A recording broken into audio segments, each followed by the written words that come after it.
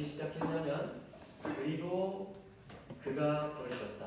자, 여호와 하나님께서 회막에서 하나님과의 만남이 있는 장소가 회막이죠. 그 회막으로부터 여호와 하나님께서 모세를 그리고 이스라엘 자손들을 가까이 오라 라고 부르시는 것이 레위기 1장 1절이었습니다. 그래서 가까이 오다라는 말, 여러분 주님께 가까이 가기 원하십니까? 날마다? 아멘. 우리가 하나님과 교제를 누리고 하나님을 가까이 모시고 그분으로부터 듣고 또 우리의 구할 것들을 아뢰고 그분을 높이고 그분의 빛 가운데 거하고 하는 이 하나님과 가까이 하는 삶은 오직 예수 그리스도로만 가능함을 믿습니다. 할렐루야. 그러므로 레위기 지금 1장부터 5장까지 5가지 제사들, 제사라는 말 자체가 카라, 콜반, 제사라는 말도 제물이라는 말도 다 뭐냐면 가까이 오다 이런 뜻이에요. 그러니까 제물을 가져와라. 소로, 양으로, 또 곡식, 고운 가루 제사로 이렇게 가져오라는 것은 하나님이 우리를 다 부르시는 것입니다. 가까이 오라. 내가 너와 친밀감을 누리고 싶다. 너는 내 자녀고 너는 내 백성이다. 주님 부르시는 소리입니다. 할렐루야. 그러므로 우리가 오늘 방금 읽은 레위기 4장의 말씀 역시 어떤 음성이냐면 제물을 가져오라는 것이죠. 이런 일이 있을 때는 이런 제물을 가져오라는 것이에요. 사실은 속죄의 제물을 가져오라는 것입니다. 속죄의 제사를 드리라는 것이에요. 이것이 하나님의 콜링, 부르심인데 이것이 예수 그리스도의 십자가 보혈로 성취가 되어진 줄로 믿습니다. 자, 그런데 우리가 예수 그리스도를 통해서 이제 하나님과 친밀감을 누리잖아요. 하나님께 자유롭게 갈 수 있잖아요. 아멘. 우리가 또 그분의 음성을 들을 수가 있잖아요. 그분의 빛 가운데 갈 수 있잖아요. 그게 어떻게 가능하냐 그럼 예수님하고 동행하고 예수님과 연합해서 하나님께 올려지는 것, 내 삶이 그렇게 되잖아요. 아멘. 그렇게 되는 것이 어떻게 가능하냐를 써주는 원판이 뭐냐면 레위기입니다. 교과서예요. 레위기. 하나님과 가까이 가는 삶에 대한 완결판은 뭐냐면 십자가예요. 할렐루야. 근데 뭐냐면 원판, 원래의 매뉴얼, 교과서는 뭐냐면 레위기입니다.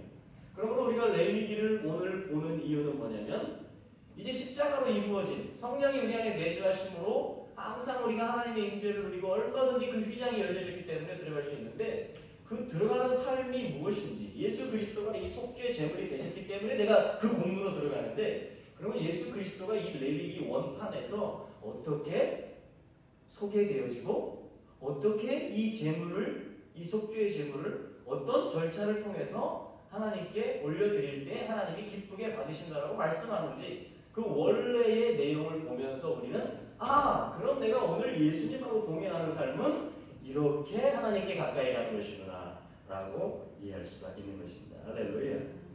자, 그래서 여기 핵심적인 것이 뭐냐면 사실은 이 송아지를 가져오는 것입니다. 송아지 4장 3절에 보시면 그렇죠? 만일 그 기름 부음 받은 제사장이 죄지어 그 백성 중에 과실이 되면 그는 그가 지은 그의 죄를 인해 흠없는 숫소 한 마리를 여호와께 속죄제물로 가져와야 한다. 자, 그럼 송아지를 오늘 우리가 안 가지고 여기 오셨죠 다. 그렇죠?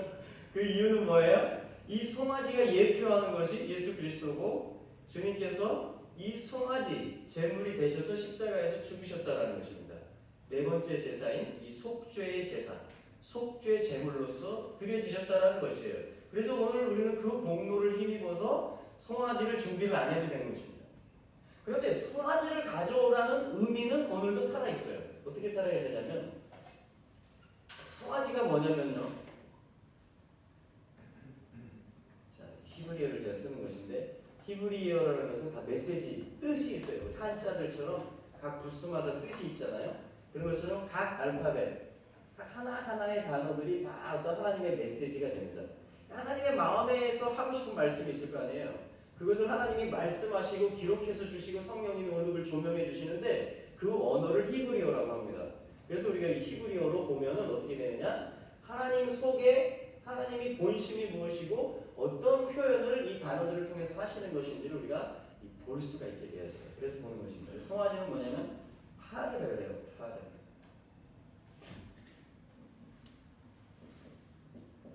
자, 요게 뭐냐면 지금 속죄의 제물 파르를 가져오라고 하시는 하나님의 그 지금 이 속죄제를 가르쳐 주시는 것입니다. 송아지. 자, 그런데 이 단어는 원래 어떤 단어에서 오냐면 파라르 레시가 되어 있어요. 이것은 입을 뜻하는 알파벳입니다. 해 말하는 거예요. 내 속에 있는 것을 말한다고 그럽니다. 그러니까 그가 어떤 말을 하느냐를 보면 그 사람 속에 뭐가 있는지를 알 수 있어요. 이 사람이 이런 말을 계속 해는 거는 뭐예요? 이 사람이 이런 사람이라는 뜻이에요. 그러니까 그 생명이 어떤 생명이냐는 걸 알 수 있습니다. 그 사람이 말하는 것은. 그게 이 페라는 알파벳이고, 레시라는 것은 뭐냐면 머리를 뜻합니다. 머리. 주권, 그죠? 어떤 그 대장, 으뜸을 말하는 거예요. 머리라는 것은. 그리스도는 머리가 되시죠. 그래서 뭐냐면 원래 이 송아지라는 것은 파라르라는 말에서 오는데 머리가 몇 개냐면 2개예요. 레시. 그러니까 말을 하는데, 입이 말을 하는데 내 존재가 뭔가를 내놓고 표현하는데 요 머리도 말하고 요 머리도 말하는 것입니다. 그러니까 두 머리를 말하는 입, 그걸 뭐라고 하냐면 파라르라 그래요. 파라르. 한번 이게 무슨 뜻이냐면요, 버릇없다 이런 뜻입니다. 참 재밌죠? 그러니까 하나님이 진정한 머리는 누구시냐면 우리 하나님이세요. 아멘? 하나님이 보실 때 얘가, 이 백성이 하나님도 머리로 말했다가 또 다른 세상 신도 또 머리라고, 이게 물질이 될 수도 있고 이게 자기 명예가 될 수도 있고 자존심이 될 수도 있고, 아무튼 이 다른 신도 내 삶에 이게 중요하다고 말하고 이게 나의 삶에 꼭 필요하다라고 말하는, 요 머리도 말했다가 또 예수 그리스도도 내 머리다라고 말했다가 이렇게 자꾸 한 입을 가지고 2개의 머리를 자꾸 고백하냐면 그게 뭐냐, 파라르라는 단어인데 무슨 뜻이냐? 버릇이 없다 이런 뜻입니다. 버릇이 없다. 또 하나의 뜻은 뭐냐? 외면하다. 그 결국 2 머리를 말하는 삶은 하나님을, 진정한 나의 머리를 이렇게 외면하는 삶인 거예요. 그럼 하나님도 어떻게 하시느냐? 하나님도 외면하실 수가 있어요. 하나님은 내 마음, 내 입, 모든 것을 다 받기를 원하십니다. 항상 찬미의 제사를 하나님께 드리기를 원하세요. 그게 우리 입술의 열매가 되기를 원하십니다. 히브리서 13장 말씀처럼. 근데 우리가 자꾸 이렇게 하면 하나님이 아이고 이렇게 되는 거예요. 자, 요 상태에서, 요 상태이기 때문에 필요한 게 무엇이냐? 속죄 제물입니다. 요 상태에서 필요한 게 뭐라고요? 속죄 제물. 그러니까 예수 그리스도는 머리로서 오셔서 못 박히는 사역을 하십니다. 그것은 어떤 의미냐면 그것도 사실은 그 피를 다 흘리시고요. 5절부터 보면 그래서 다 발라요. 휘장에, 또 기도 그 향단 뿔에 7절에 보면 또 제단 밑에 쏟습니다. 그러니까 어떤 그 하나님께로 가까이 갈 수 없는 죄인된 상태에서 하나님께로 가까이 갈 수 있게 해주는 제단, 또 기도의 분향단. 여러분, 기도라는 것은 우리가 입으로 다 표현하는 거잖아요. 근데 뭐냐면 기도가 오염이 될 수가 있습니다. 산당의 기도가 바로 그런 거예요. 내가 원하는 거를 얻어내는 겁니다. 네, 하나님을 그렇게 이해하는 거예요. 하나님을. 우리에게 항상 속죄의 은총이 필요합니다. 그러니까 우리의 버릇 없음은요 계속돼요. 그래서 우리는 매일 자백해야 됩니다. 이 다른 머리 말하는 거예요. 요한일서 1장 9절의 말씀처럼 우리 죄를 자백하면 그분이 미쁘시고 의로우셔서 사해 주세요. 근데 그분이 미쁘시고 의로우셔서 우리 죄를 사해 주실 수 있는 이유가 뭐냐? 그분이 십자가에서 죽으신 것은 뭐냐면 죽으심으로 이 다른 한 머리에 대한 이 다른 머리를 말하는 대가가 뭐냐면 사망이에요. 결국은. 왜냐하면 사단이기 때문에 그래요. 사단, 음부예요. 불못이에요. 그런데 예수님이 이거를 지워버리시는 겁니다. 십자가에서. 그게 뭐냐면요. 어떤 말씀이냐면 이 속죄제물의 말씀에서 12절에 보십시오. 레위 4장 12절에 보시면 재 버리는 곳, 그 송아지의 이 파르의 전체를 그 바깥 재 버리는 곳 정결한 곳으로 가지고 나가버립니다. 그러니까 성전에서 당연히 그 번제단이 있고 거기 제사 드릴 수 있는 모든 시설이 다 되어 있잖아요. 회막에, 성전에. 그런데 거기서 제사를 드리는 게 아니고 이 속죄제는 어떻게 하냐면 거기서는 일부를 드려요. 11절 보십시오. 9절을 보시면 두 콩팥 그리고 그 위에 있는 기름 곧 허리 근방에 있는 것과 간에 덮인 꺼풀을 콩팥과 함께 취하되. 네, 제사 굉장히 실제적이고 리얼하죠. 왜냐면 이 송아지 소리 이런 내장과 그죠? 간을 둘러싸고 있는 애들을 간 꺼풀이라고 합니다. 그리고 콩팥, 여러분들 다 실제를 가지고 계시죠? 이 모든 하나님께 가까이 가는 이 영의 세계에서 일들은 다 실제예요. 그래서 하나님이 이걸 설명해 주시는데 가장 실제적인 실제 콩팥과 실제 간꺼풀을 가지고 있는 이 수송아지라는 요 제물을 하나님이 지금 지정하고 계시는 겁니다.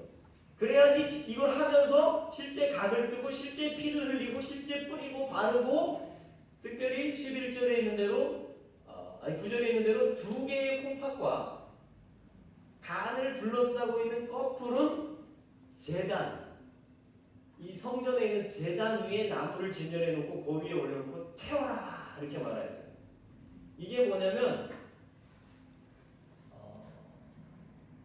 10절에 보시는 대로 화목제 희생의 소에서 취함과 같이 할 것이요 제사장은 그것을 번제단 위에 불사를 것이요. 그러니까 여기까지는 그러니까 속죄제 드리는 부분은 두 파트예요. 9절과 10절에 있는 두 콩팥과 그 전에 기름까지 포함해서 어떤 간 꺼풀을 제단 위에 올려놓고 불로 태우는 요게 한 파트가 있습니다. 근데 요 파트는 뭐냐면 10절 말씀에 말해주기를 화목제 드리는 방법과 동일하다 이렇게 말씀하세요. 그럼 이게 왜 화목을 드리는 것이 되냐면요. 콩팥이라는 말이 여러분 콩팥 다 있으십니까? 뒤에서 이렇게 콩팥이 있잖아요. 이 콩팥이라는 말이 뭐냐면 칼리아 그래서 무슨 뜻이냐면 히브리어에서는 그릇이라는 뜻입니다. 담는 저장 용기. 그 시편 139편에서 주께서 내 어머니의 모태에서 내 장부를 조성하셨습니다. 어떤 가장 시작되는 이 애기 태아가 뱃속에서 만들어지는 그걸 얘기할 때 주님이 그거를 신장, 장부라고 했지만 원문에는 칼리아예요. 어떤 저장 용기, 신장을 하나님이 만드셨다는 것입니다. 엄마의 뱃속에서 나를 지을 때, 사람을 창조할 때. 할렐루야. 이게 무슨 뜻이냐면 이 뭔가를 담을 수 있는 존재라는 거예요. 태아를 만든. 그러니까 그 태아가 내가 된 거잖아요. 그러니까 나는 하나님 앞에 어떤 존재냐? 뭔가 그릇을 가지고 있는 존재입니다. 그릇이 이렇게 생겼잖아요. 신장이 이렇게 생겼잖아요. 그죠? 그래서 여기다 뭔가 이렇게 담게 돼 있어요. 내용물을. 근데 이 신장이 뜻하는 게 뭐냐면 콩팥. 신장이 뜻하는 게 내 생각의 좌소예요. 내 감정, 내 애증 이런 어떤 그 끈적끈적한 내 삶에 대한 어떤 욕구, 내 본연의 어떤 나다운 생각, 내 감정의 어떤 소스들이 담기는 곳, 그것을 이 성경에서는 신장이라고 합니다. 신장. 그래서 실제로 신장이 안 좋으신 분들은요 맑은 물을 많이 드시는 거예요. 그 띠뛰기를 하셔야 되는데 요로 벌써 결리면 의사가 뛰라고 해요. 줄넘기. 막 물 많이 마시고 맥주 같은 거 많이 마시고 안 믿는 경우니까 막 뛰라고 그럽니다. 그러니까 우리가 운동을 해야 되고 물을 마셔야 돼요. 어떤 말씀을 막 들이켜야 됩니다. 그리고 영적인 운동들을 해야 돼요. 그래야지 신장이 건강을 회복합니다. 그래야지 내 생각과 내 감정이 이 더러운 것들을 갖고 있는데 끈끈해가지고 심장이 그럼 병들기 시작해요. 막 돌이 생기기 시작합니다. 그러면 기능을 못해요. 생각과 감정이 막 마비 증상이 돼버립니다. 정상적인 감정이 안 올라오고 막 꽁한 감정들이 막 올라와요. 막 아무렇지도 않은 일인데 막 오해를 만들어냅니다. 그런 서운한 감정, 뭐 이런 걸 얘가 막 잔뜩 끌어안고 있어요, 심장이. 그러면 영적으로도 병이 들어간다는 뜻입니다. 그래서 하나님이 너 나랑 화목하기를 원하냐? 너 형제들하고 화목하게 지내기를 원하냐? 그러면 화목제물을 드려라. 이것도 역시 예수님께서 성취하신 것이거든요. 예수님이 화목제물 되셨다는 것은 뭐냐면 예수님의 감정과 예수님의 생각과 예수님의 살고자 하는 욕구와 이런 예수님도 저장소가 있을 거 아니에요. 요거를 말씀과 성령으로 극복하시고 아버지 앞에 떼어드린 거예요. 제단 위에 올려놓은 겁니다. 그게 십자가에 못 박히는 거예요. 할렐루야. 자, 여기까지는 화목제 드리는 방법하고 똑같아요. 오늘 주제는 속죄제거든요. 그런데 자, 9절 10절이 그걸 얘기하고 11절과 12절에서는 플러스 뭔가가 더 있습니다. 이 속죄제는. 자, 뭐냐면 자, 그 숫송아지의 가죽, 모든 살, 고기죠. 그리고 머리, 다리. 그러면 이 머리를 내가 누구를 머리로 고백하느냐에 따라서 내 다리가 다 움직이는 거 아시죠? 그리고 내장, 내 속에서 가장 가까운 내장. 그리고 똥, 배설물, 더러운 것들. 그리고 숫송아지 전체를. 그러니까 두 콩팥하고 기름하고 간껍을 빼고 자, 여기까지는 화목의 제사였어요. 화목의 제물입니다. 근데 속죄제는 요 화목제 더하기 뭐냐면 전체를 갖다가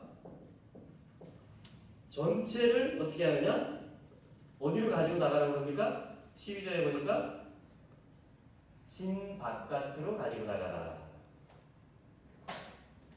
예수님은 성전에서 못 박히시지 않습니다. 이 무슨 얘기냐면 특별히 속죄 제물에 지금 사역을 하신다는 거예요. 예수님. 성전에 엄연히 제단이 있잖아요. 거기로 예수님의 몸이 십자가가 서는 게 아니고 골고다로 올라가요. 영문 밖으로, 그죠? 히브리서에 보면 영문 밖으로 나가고 진 밖으로 나가버립니다. 왜 그럴까요, 예수님이? 왜 당연히 어린 양이고 속죄와 화목과 이 모든 일들을 하려면 제단에서 성전에서 하셔야 되는데 거기서 못 박히지 않으시고 십자가에 뭐냐면 골고다로 나가셨다, 올라가셨다라는 것입니다. 성전에서 나가서 진 밖으로 나가신 거예요. 영문 밖으로 나가신 것입니다. 이게 무슨 얘기냐면 여기 지금 레위기 말씀을 이루는 얘기예요. 이 진 바깥으로 재버리는 정결한 것으로 그 전체를 이 송아지 전체를 가지고 가서 어떻게 하느냐? 그곳에 뭐가 준비되어 있느냐? 단이 있는데 거기 나무를 지련해 놓고 불로 그것을 살라버립니다. 재버리는 곳에서. 할렐루야. 그러니까 모든 것이 버려지는 곳, 부정한 곳인 것 같은데 주님은 뭐라 그래요? 정결한 곳, 이렇게 말씀을 하십니다. 할렐루야. 여기 비밀이에요. 우리는 항상 중심에 서려고 합니다. 우리는 항상 내가 주인공이 되려고 해요. 내가 주도하지 않으면 섭섭해야 합니다. 내 이 콩팥 속에 담겨있는 감정, 내 감정을 알아주지 않으면 서운해하고 삐지고 없는 말도 막 만들어냅니다. 과장되게. 그래가지고 막 문제를 일으키기도 해요. 자, 그런데 주님이 지금 이 화목의 제물로서 드려주셨을 뿐 아니라 속죄의 사역을 하심으로 사실은 이 다른 한 머리를 완전히 지워버리신 것이에요. 왜냐하면 이 다른 한 머리는 어떤 존재였냐면 사단이고 죄악의 본체였어요. 그래서 불못에, 음부에 갈 수밖에 없는 그런 내가 이 다른 머리 말하고 대가가 뭐냐면 거기 가는 거예요. 내가. 내 생명이 그게 돼버린 거니까. 근데 예수님이 화목제와 속죄제를 통해서 이 다른 한 머리를 지워버린 거예요. 그러니까 하나님 보실 때 이제 더 이상 나를 볼 때 버릇없다. 난 너를 외면하리라. 이렇게 하지 않으시고 내 사랑하는 자녀다. 내 눈이 너를 향하고 있다. 이렇게 말씀하실 수 있는 근거가 뭐냐? 예수님이 이 한 머리를 지워버리셨는데 어떻게 지워버리셨느냐? 그 버려지는 장소로 예수님의 몸 전체가 나가버렸다는 거죠. 그러니까 죄의 형벌을 받는, 다 타고 죄만 남는, 똥이 버려지는 그 부정한 곳 중에 부정한 곳이 돼야 되는 그곳인데 예수님이 거기서 못 박히셨다는 것이죠.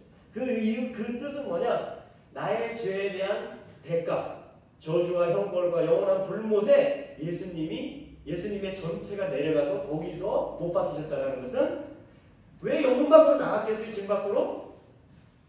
진 밖에 있는 나 들어오라는 얘기죠. 교환이 일어나는 거예요. 위치 이동이 일어나는 거예요. 내 스스로 못 들어가니까 이제 죄 때문에. 예수님이 여기 주인이신 분이 친히 밖으로 나오셔서 부정한 곳에서 십자가에 못이 박히시는데 레위기는 뭐라고 하느냐? 그 죄 버리는 곳은 정결한 곳이다. 살리는 곳이니까. 희생이, 거룩한 희생이 있는 곳이니까 여기는 정결한 장소이다 라고 말하는 거예요. 그리고 어떻게 우리는 사망에서 생명으로 옮겨지는 거예요. 죄의 종에서 의의 종이 되는 것입니다. 사단의 자녀에서 하나님의 자녀로 옮겨지는 순간이에요. 할렐루야. 그러면 레위기 4장의 이 12절의 속죄제, 예수님이 영문 밖으로 나가셨다, 진 밖으로 나가셔서 그곳에서 못 박히셨다라는 것은 내가 이제 들어오게 하시는 것이구나. 내가 이제 이 하나님이 나를 사랑하신다는 것에 대한 확증이시구나. 그 피로 그 모든 대가를 치르시고 나를 아버지 집으로 들어오게 하신 것이구나. 이게 화목제이며 속죄제이구나 라고 우리가 믿을 수 있게 하는 근거가 어디 있어요? 십자가인데 그것은 완성한 것이고 그 의미가 무엇인지, 그 구속의 내용이 무엇이고 어떻게 위치가 이동되는 것을, 어떻게 그 신분이 바뀌는 것을 보여주는 원판이 뭐다? 이 레위기인 것입니다. 그래서 우리 레위기를 봐야 돼요. 내가 얼마나 심각한 존재였는지, 내가 얼마나 버릇없는 존재였는지, 하나님이 외면할 수밖에 없는 존재였는지. 그런데 이 수송아지 그리스도께서 밖으로 버려지신 게 무엇인지, 그 콩팥이 다 제단에 올려져서 태워진 것이 무엇이고, 그의 머리와 다리와 살과 가죽과 모든 전체가, 예수님의 전체가 골고다에 십자가에 못 박힌 것이 무엇인지, 그리고 그것이 어떠한 사랑이며 내가 이제 어떠한 새 생명을 얻었는지를 반드시 레위기 말씀을 통해서 붙잡아야 되는 것입니다. 할렐루야. 그래야 우리 주님하고 동행할 수 있어요. 그 공로가 뭔지를 알 수 있어요. 보혈의 공로가 뭔지를. 할렐루야. 아멘. 아멘. 그래서 오늘 레위기를 보는 것입니다. 자, 이것을 히브리서 13장에서 한번 저희가 보시도록 하죠. 히브리서 13장을 한번 찾아보겠습니다.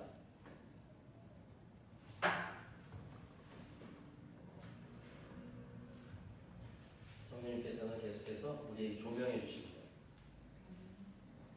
이 복음이 얼마나 놀라운 것인지, 내가 이제 새 피조물이라는 것을, 나에게 어떠한 회복이 일어났는지를 다 가르쳐 주시는 것입니다. 말씀과 성령을 통해서. 할렐루야.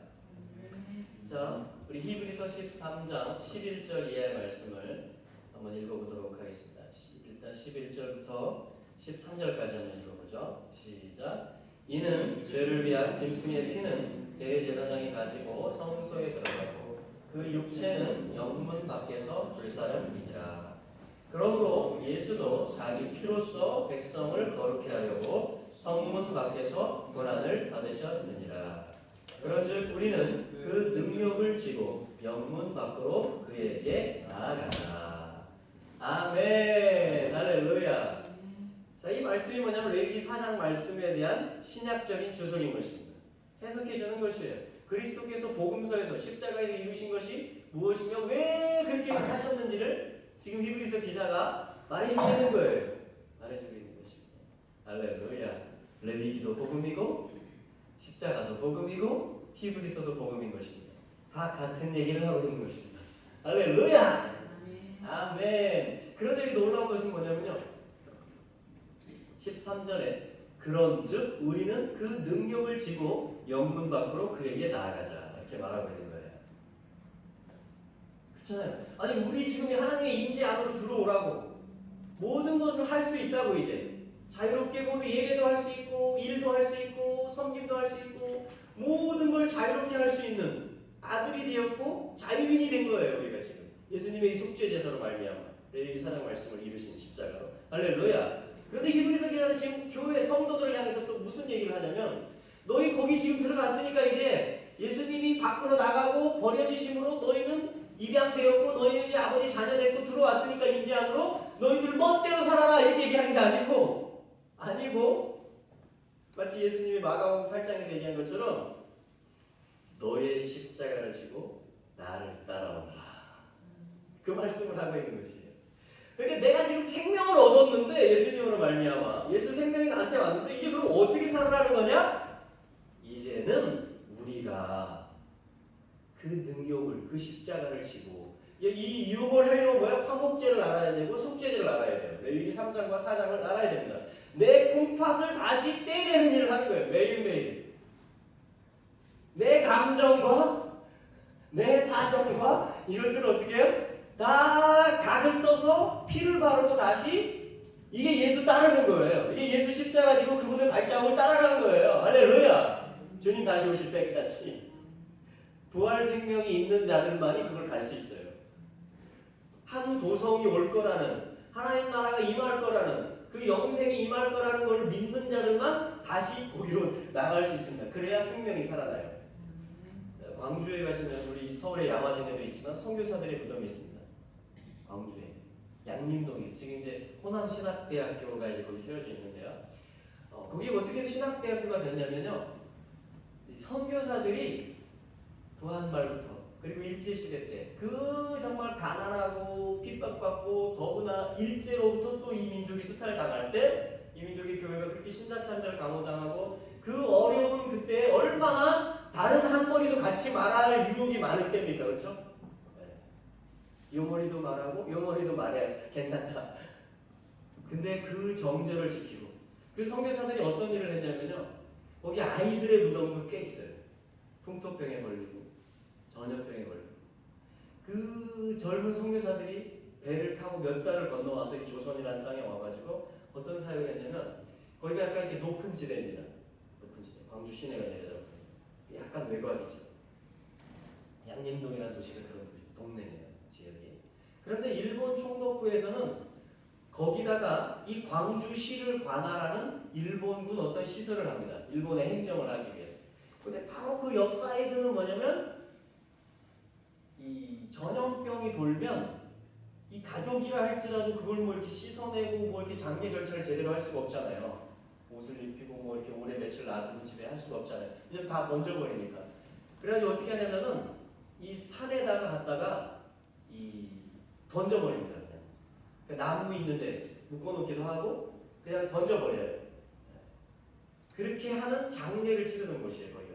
시체를 갖다 버리던 전염병에 걸린 그런 어떤 걸 할 수 없는 상황 속에서 정말 비참한 장례식이 치러져 버리는 매장이 이루어지는 그냥 갖다 던져 버리는 것이에요. 사실은 이 영문 밖이라는 말이 뭐냐면은 파람볼레라는 헬라어인데 이게 파라라는 말, 뭐 곁에 있다라는 말과 맨발로 어떠한 그 영원한 형벌에 던져 넣다 이런 뜻을 가지고 있어요. 그러니까 영문 밖으로 나간다는 뜻은 뭐냐면 어떤 형벌에다가 그냥 던져놓고 방치해버린다 이런 뜻입니다. 그러니까 예수님이 영문 밖으로 나가셨다라는 거예요. 근데 이 선교사들이 한 일이 뭐냐면요.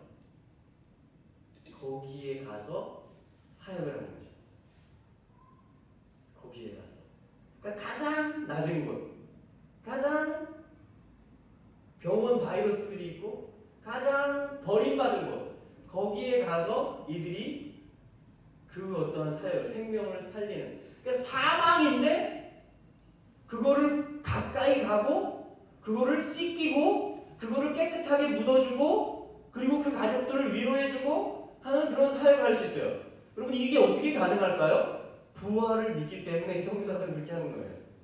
이미 예수님이 그곳에 던져버려졌기 때문에 영원한 형벌에 이 선교사들도 얼마나 하나님 보실 때 존귀한 자녀들이에요. 그렇죠? 이 안에 들어온 아버지의 임재 안에 들어온 이제 모든 것이 가한 그런 자녀들이 된 거예요. 그런데 이들이 스스로 선교사로 왔고 이 광주라는 그 도시에 와가지고 그 죄 버리는 곳과 같은 그 가장 비참한 사망이 있고 저주가 있는 그곳에 질병이 있는 그곳에 이들이 찾아가서 이게 그 지금 히브리서 오늘 우리가 드리는 예수 그리스도 따라가는 삶을 얘기하는 것입니다. 요게 생명을 또 잉태하고 살려냅니다. 이게 우리의 심장을 새롭게 합니다. 이 백성들의 심장을 생각을 새롭게 합니다. 이것이 우리의 입이 진정으로 한 머리를 말하도록 해줍니다. 그리스도께서 그 본이 되셨잖아요. 이제 이 히브리서 기자는 뭐라고 하냐? 우리가 이제 그렇게 하자. 13절에 우리가 그에게 나가자. 우리가 부활로 그에게 나가자 하면서 14절에 우리가 여기는 영광 도성이었고 장차 올 것을 찾는다. 여기서 영원한 게 없다. 장차 올 그 나라를 우리는 찾고 있는 자들이 아니냐. 그러므로 우리도 우리의 능력을 지고 예수님이 가신 그 길을 따라가자 해서 그 땅이 성교구의 땅이 됩니다. 그게 모체가 돼서 신학대학원이 세워진 거예요. 지금까지.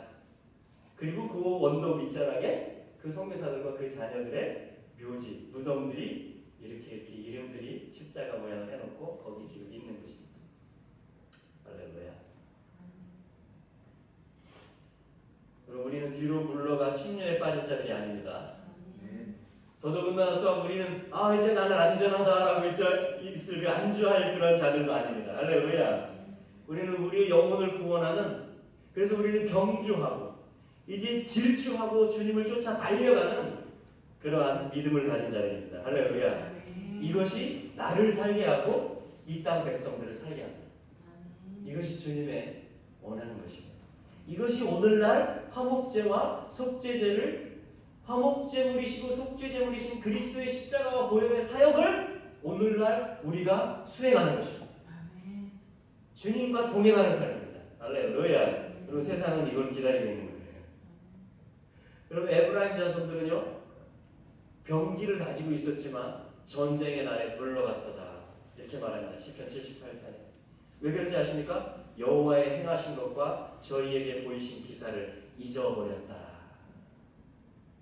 여러분, 앞에 있는 일이 두려움과 염려로 다가옵니까? 우리에게? 그럼 우리에게 행하신 주님의 기사를 묵상해 보시기 바랍니다. 나를 이 사망으로부터 건져내신 그 그리스도의 사랑을 묵상해 보시기 바랍니다. 그리고 내가 이 광야의 여정을 걷고 오는 동안에 한순간도 나를 버리지 않으셨던, 모든 그 길들을 인도해 오셨던 그 기적의 하나님을 여러분 되뇌어 보시기 바랍니다. 할렐루야. 그렇다면 우리는요, 염려와 두려움이 우리 앞에 그런 상황들이 기다리고 있을지 몰라도 우리는 믿음으로 승리할 수 있을 것입니다. 아멘. 그래서 하나님께서는요, 자기 아들을 아끼지 아니하시고 이렇게 속죄제물로 화목제물로 우리에게 내어주셨어요. 우리 모든 사람을 위하여. 할렐루야. 그분이 어찌 아들과 함께 모든 것을 우리에게 은사로 주지 않으시겠습니까? 여러분, 이 은사라는 말은 카리조마이, 호의로서 모든 걸 베풀어준다, 용서해준다, 값없이 무언가를 주고 수여해준다, 이런 뜻이에요. 할렐루야. 그럼 주님이 그 아들과 함께 우리에게 모든 것을 주시기로 예비하고 계십니다.